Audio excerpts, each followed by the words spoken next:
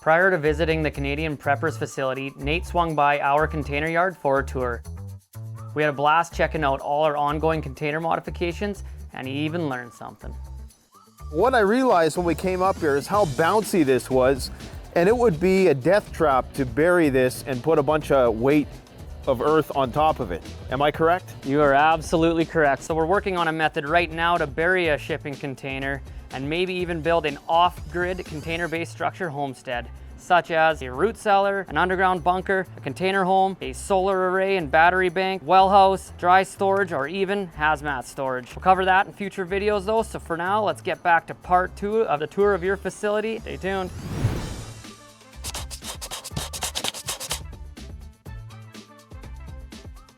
All right, so if you have a shipping container out in the woods and the zombie apocalypse happens, you're gonna have to protect it somehow. So we got a variety of options. We don't actually sell a lot of this stuff. We sell some of these crossbows. Like this is an Excalibur crossbow. If you're trying to get, I think the crossbow is the ultimate SHTF tool. We're gonna call it a tool, okay? Yeah. Because it's quiet, it's powerful, it's accurate. And one thing you're gonna wanna be mindful of for operational security is how much noise you're making. So if you're out there shooting guns off, people are gonna hear you. But this one is pretty cool. Excalibur makes some of the most durable crossbows around. It's a Canadian company, and this one is neat because it actually has 2 strings, so it's called the twin strike. So it actually shoots 2 arrows, and you can shoot them at the same time. You can accessorize it in a variety of different ways. The only downside with a crossbow is the weight, but you got your reusable ammo.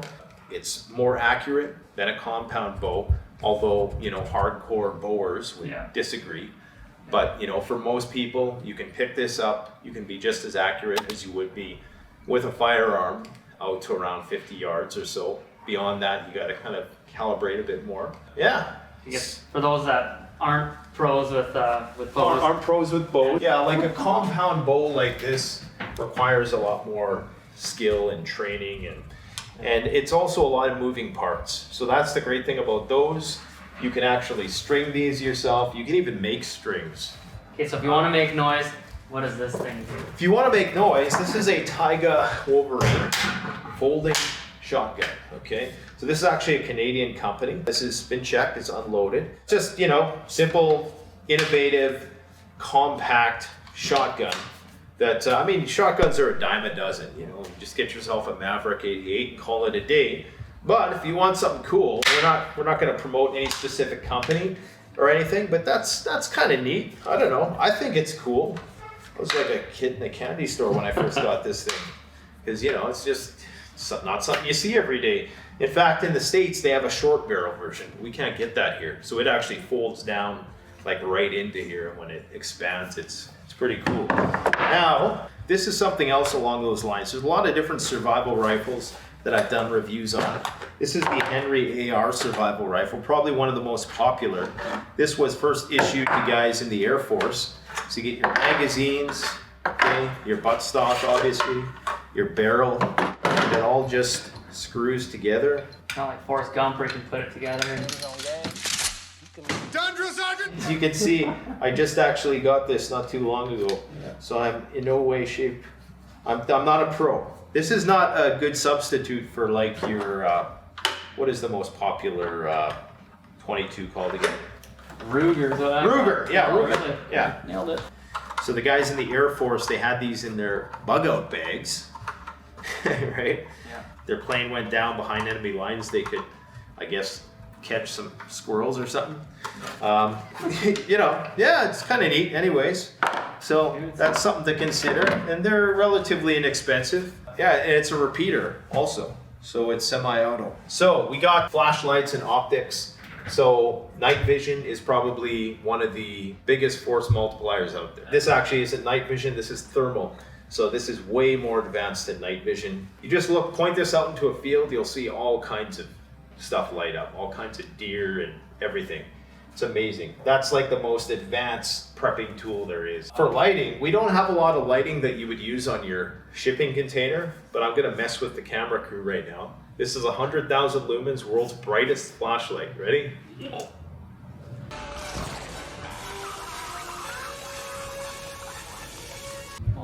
It's on his break because it's just looking at his hand.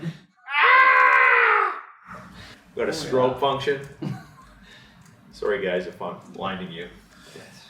Now that's the brightest floodlight there is. So this is another bug out roll here. We got our Boar spear. We got our Spetsnatz shovel. Something else that's Russian in nature. We got our real deal gas mask. Okay, this is full CBRN protection. This is called a PAPR, so it's a powered air purifier respirator.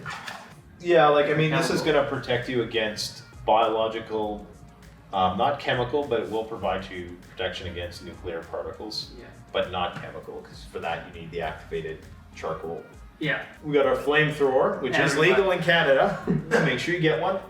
We got our Katanaboy 1000. That's the world's biggest handsaw, folding saw. This thing is a chainsaw. And let me tell you, if you live in an off-grid, you know, out in the bush, you don't want to be running a chainsaw, right? Because that's going to draw every zombie in earshot. So I recommend getting something like this. And you can get one of the old school buck saws, but this Japanese steel is just way sharper. I mean, it's working with steel, I know, like the strength of things, and for a piece of flat bar to be that long and durable, it's crazy. It's what is that like? It's a beast. It's a pull saw, so I can run my fingers this way, no problem. But if I was to go that way, Not in my house. I'd be using a first aid kit over there. So Silky does make smaller saws too.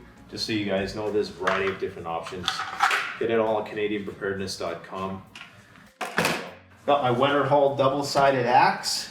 That thing is beautiful. And just some knives and various stuff. My zombie weapon of choice would absolutely be a tomahawk. Search and destroy. Defend the objective.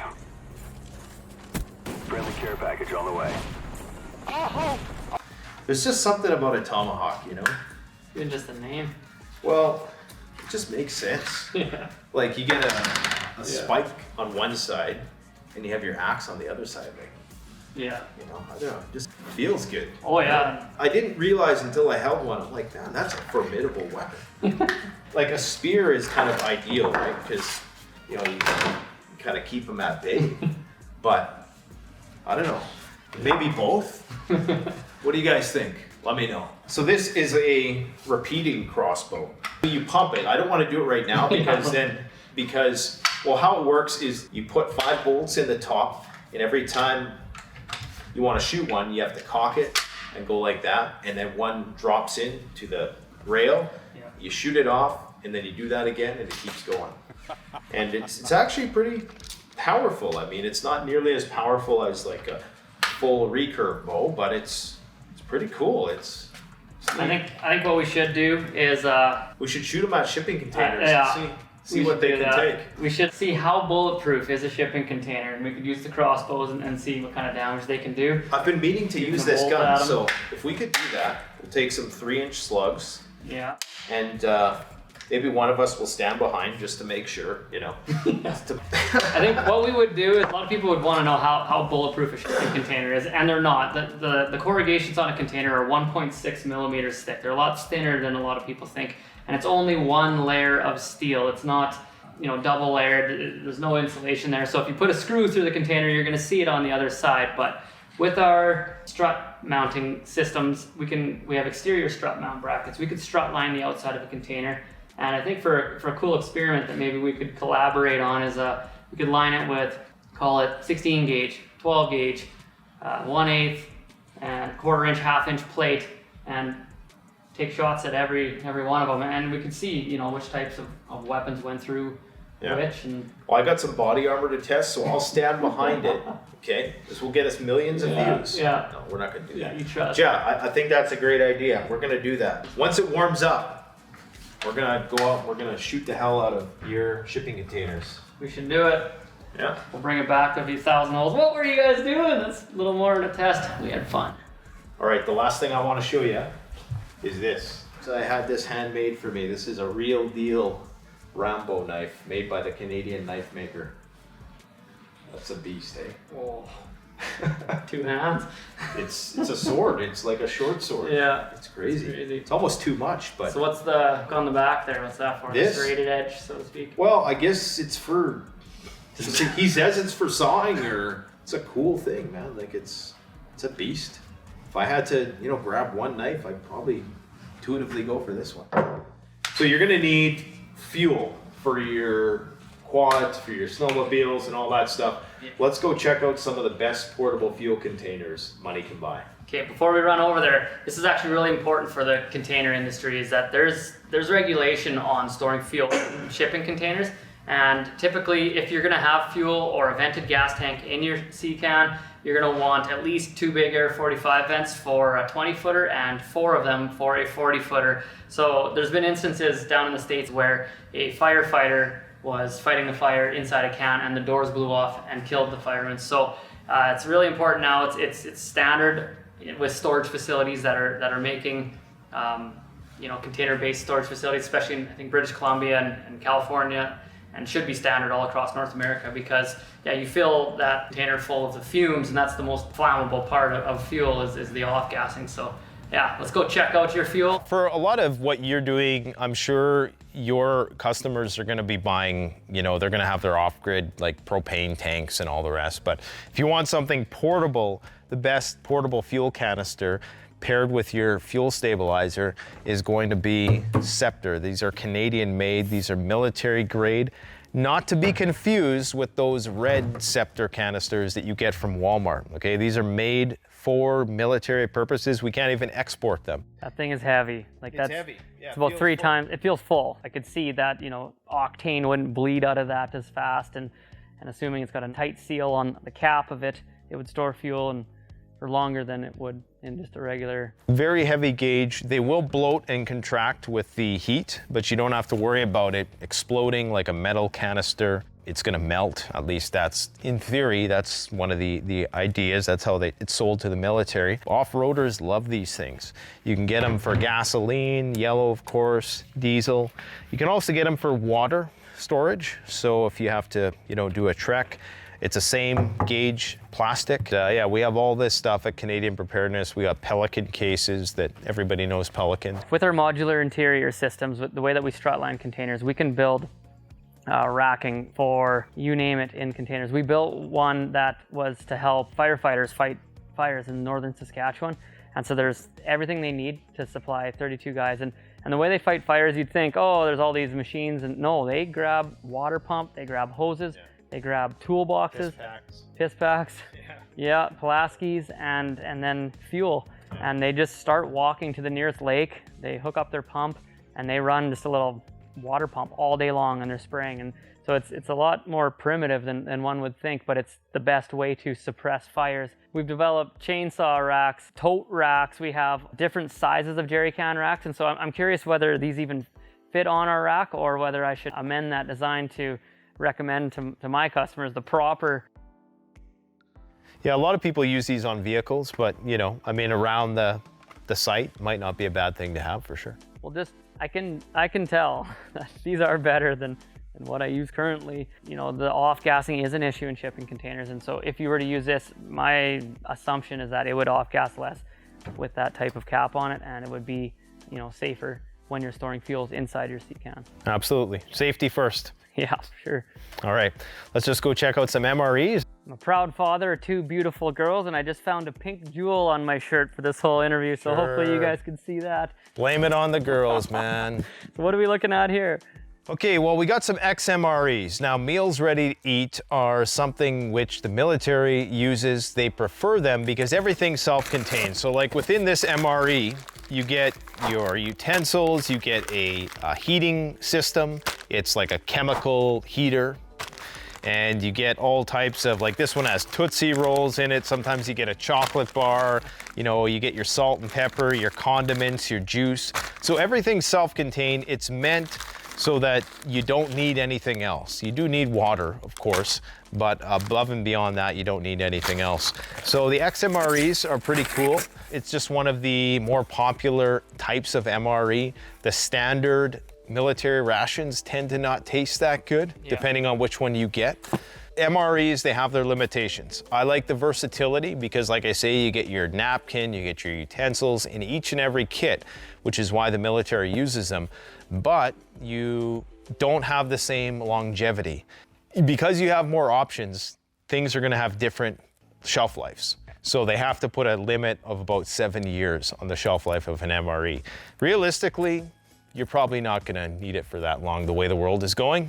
We only got a couple of years left, all right? So get your MREs, stock up while you can before the price of food goes through the roof once again, because just inflation is a real thing and it's coming for everybody.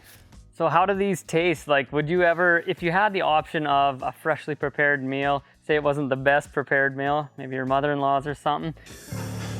Oh my God. Dripping in grease. Would you go to one of these and eat this instead? Absolutely not. No. Nope. And to be brutally honest, any type of survival food, anytime you're talking about preserving something, you're gonna lose, something along the lines of taste. Yeah. But, I mean, in the apocalypse, when everybody's eating each other, Yeah. you'll be happy that you have some XMREs, okay? So it's edible. Is it a 10 out of 10? No, absolutely not. Some meals are gonna be better than others, but again, it's better than starving to death. So, it's one of those things. Now, I will say though, like I warned at the beginning, that there are brands out there, the taste of this stuff is, even in the apocalypse, you're gonna get picky when it comes to that stuff. So make sure that you go with the brands that we recommend if you wanna be 110% sure.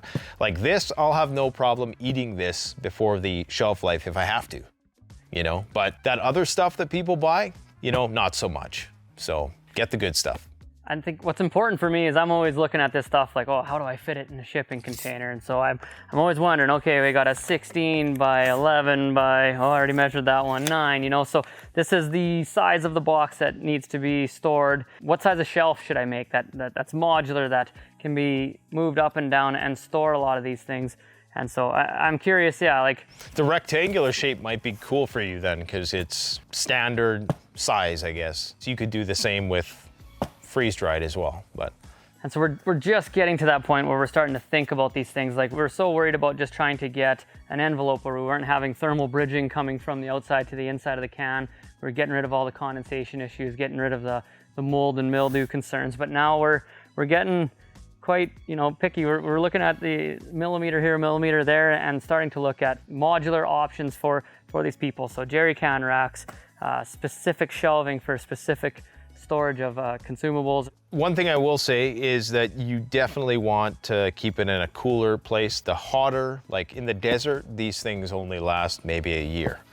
In a cool climate, they'll last a lot longer, but you don't want them to freeze because there's liquid in them, so they can expand and contract. And so yeah, if you keep it in a cool, dark, dry place, that's the best. So it might be more suited to your basement or something rather than out in your SeaCan, unless it's insulated and climate controlled. Yeah. All right, let's continue. Yeah. All right, so I just want to quickly show you guys, this is super concentrated diesel and gasoline treatment. So if you are planning on storing fuel in your off-grid retreat, you're going to want to make sure you use some kind of concentrated stabilizer for this. So 1 gallon of this stuff treats 2,000 gallons. It'll extend the life of your diesel and your gasoline by 6 months to a year. So, that's a long time in Mad Max days.